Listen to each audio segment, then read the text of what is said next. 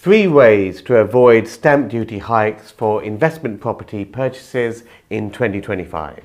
That's all coming up, but if you're new to this channel, make sure you subscribe, hit the bell icon. We put out at least 3 videos each and every week, all dedicated to keeping you on top of your property investing game. Now, tax. Stamp duty is not exempt from tax rises under this new government. The Conservatives in 2016 introduced a 3% additional stamp duty charge. So you have stamp duty, and then if you are purchasing a second property or an investment property or a property which is within a limited company, then there's an additional stamp duty of 3%.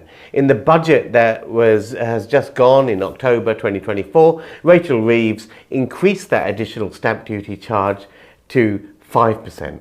And of course, the current stamp duty regime is a little bit reduced.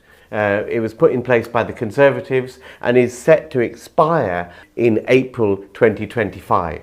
So that means the thresholds are basically going up, because at the moment you pay 0% stamp duty if you're buying something under 125 grand. If it's an investment property, of course, you'll be paying the additional stamp duty charge.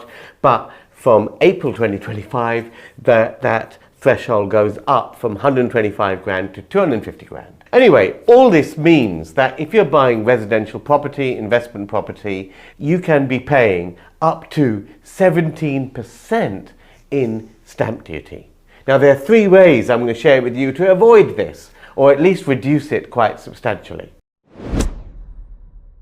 Now, the first way to avoid these massive stamp duty fees on residential property is to not buy residential property. If you buy commercial property, the maximum stamp duty you'll pay is 5%. And of course, mixed use property, by that I mean property which has both commercial and residential usages, such as a shop with a couple of flats above. Those sort of properties, for stamp duty purposes, are charged at the commercial property rates. So that means, of course, instead of paying 17% stamp duty for a residential property, buy something that's commercial or mixed use, convert it to residential, and you avoid all that extra stamp duty that you'd otherwise have to pay. The second way to avoid these massive stamp duty fees is to look for uninhabitable properties. And that's because if a property is uninhabitable, in other words, not fit for residential use, then the commercial rates of stamp duty apply. So what does uninhabitable mean? That doesn't mean if you're a little bit snobby and simply don't like the kitchen or the carpets, you can say it's uninhabitable. Just because you wouldn't inhabit it, it doesn't make it uninhabitable. Uninhabitable means stuff like structural damage. Perhaps there's a roof missing, or walls have collapsed, or serious subsidence that causes a safety issue. Uninhabitable can mean that the building does not offer all the facilities that you need to basically live in it. And that basically means no functioning kitchen or bathroom. Another reason a property is uninhabitable can be for serious health hazards, such as asbestos that needs removing. But when you claim this relief, the burden of proof is on you. The HMRC may come back to you and ask you to prove that the property was indeed uninhabitable. And that would be by way of photographic evidence, video evidence, or most likely a surveyor's report.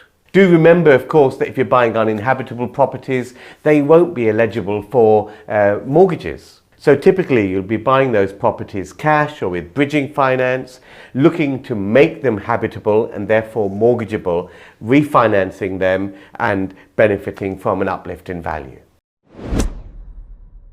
Now, the third way to avoid these massive stamp duty fees on residential property is to be a property trader. Now, there are specific rules on what makes a property trader. First of all, you've got to buy the property in a limited company. You've got to be buying it not with the intention or not for the purposes of letting it out or holding it long term. Then also, for it to be a property trade, the vendor's circumstances have to fit certain criteria.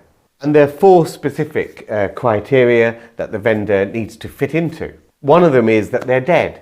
You're buying a property in probate from a deceased estate, usually from the executors. The vendor may be looking to sell quickly due to job relocation, or perhaps they're moving abroad and they need to kind of move for those sort of reasons. But of course you'll have to provide documentary evidence to show that that vendor circumstances has been met. And in situations where there's a chain of people buying and selling, that chain becomes broken and a trader is stepping in with an offer of a quick purchase in order to make sure that chain stays intact. Again, documentary evidence is needed to substantiate that that is the reason, that is the vendor situation in that circumstance. A property trader's relief can reduce or even eliminate altogether the need to pay any SDLT on that property purchase.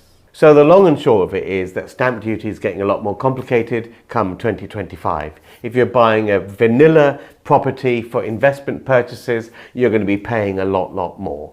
Savvy property entrepreneurs will be exploiting the various loopholes and opportunities that exist in a complicated stamp duty regime to make sure they're buying properties where you're not paying that extortionate stamp duty charge. And this is about educating yourself about what those opportunities are.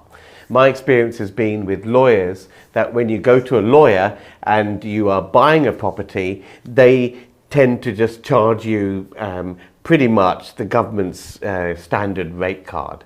You've got to go in and explain why that property qualifies for a certain relief or exemption.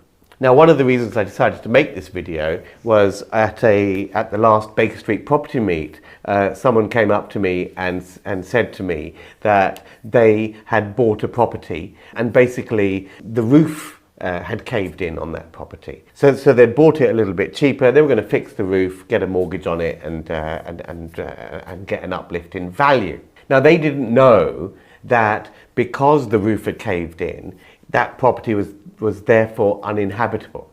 And because they didn't inform the conveyancing solicitor that that was the case, the conveyancing solicitor just decided to apply standard stamp duty rates.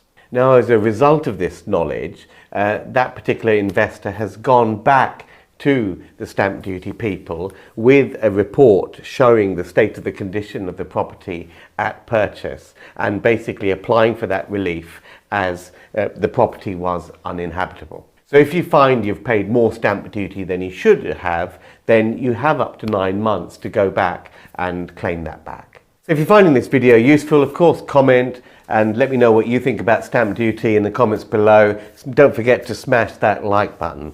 And finally, let me leave you with a sobering thought. In the October budget, the additional stamp duty rate was increased to 5%.